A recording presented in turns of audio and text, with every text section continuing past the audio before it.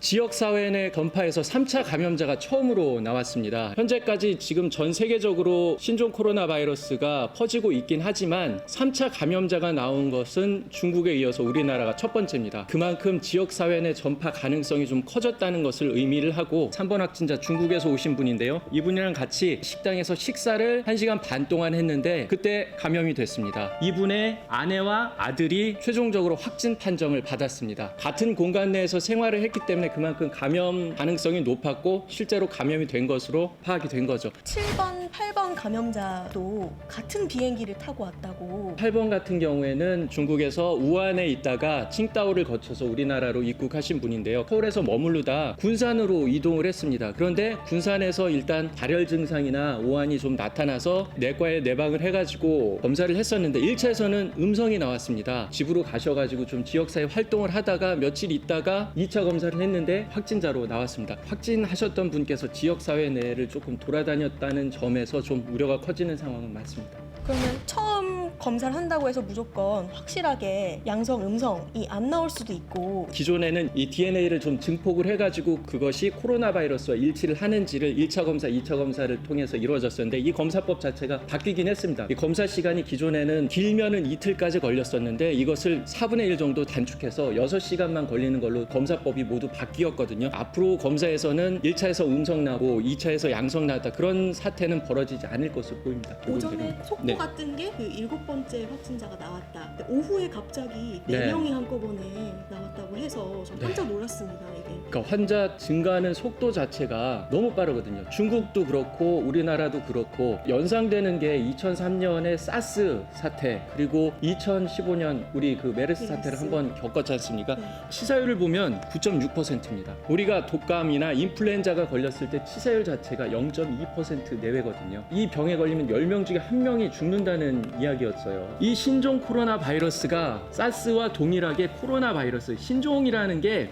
사스가 중증 호흡기 질환이거든요. 이 사스도 코로나 바이러스에서 전파돼서 내려와서 나온 건데 이 신종 코로나 바이러스는 사스와 동일한 유전자 자체를 79.5%를 갖고 있습니다. 다만 치사율 자체가 지금 2%대로 추정이 되고 있는데 이것은 현재 진행 중인 상황이기 때문에 최종적인 게 아닙니다. 최종적인 사망률보다 더 높아질 수 있고요. 사스 같은 경우도 초기 치사율 자체는 2%대, 3%대였습니다. 근데 최종적으로 확인을 해보니 9.6%로 나온 거고 제갈량님께서 코로나 변종이 있을 수 있나요? 라고 하셨는데 신종 코로나 바이러스 같은 경우는 사스보다는 일단 좀 약하다고는 현재까지는 알려져 있습니다. 하지만 이 코로나 바이러스 자체가 DNA 구조가 아닌 RNA, 리보핵산 구조로 이루어졌기 때문에 인체 내에 들어와서 돌연변이를 일으킬 가능성이 기존의 다른 DNA 바이러스보다 1000배나 더 높습니다. 전파력이 더 높아질 수도 있고 치사율이 더 높아질 수도 있습니다. 코로나 뜻이 궁금해요. 그게 뭐죠? 코로나? 토이님께서 생김새에서 나온 뜻입니다. 코로나 바이러스가 둥근 원형에서 뿔처럼 된 게 이렇게 좀 뾰족뾰족 튀어나왔는데 코로나라는 뜻이 왕관이라는 뜻입니다. 이 바이러스가 태양에서 그 보이는 모습과 그 왕관에서 보이는 모습이 비슷하기 때문에 코로나 바이러스로 처음 명명이 됐던 겁니다. 많이 접촉을 하고 있는데 감염이 충분히 되는 거 아닌가 하는 공포감이 있었거든요. 그래서 그렇기 때문에 이번 우한에서 온 교민들을 군산 수용하는 아산과 진천에서 초기에는 이 주민분들이 반대를 많이 했잖아요. 네. 괴담이라든가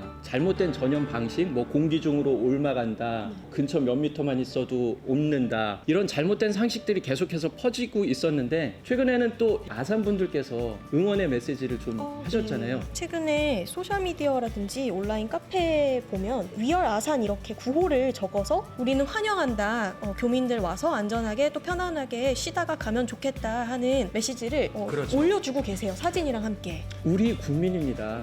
교민들 우리 국민이고 그분들께서 중국 내에 있으면서 과도한 불안이나 아니면 그 질병에 감염될 거라는 걱정하고 계시잖아요.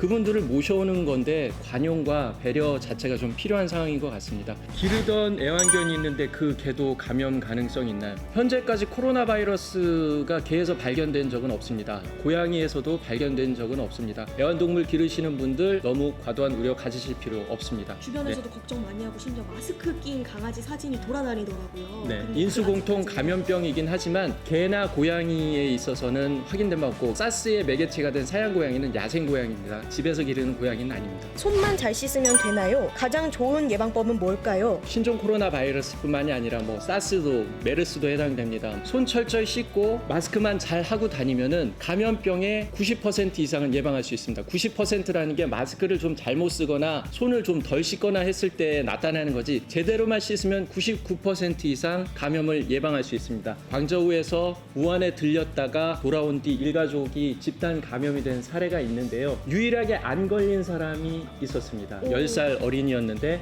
여행 기간 내내 마스크를 쓰고 있었습니다. 다른 사람들은 마스크를 안 쓰고 있었는데 그 어린이만 마스크를 쓰고 있어서 병의 확진이 안 됐습니다. 그만큼 마스크가 중요한 겁니다.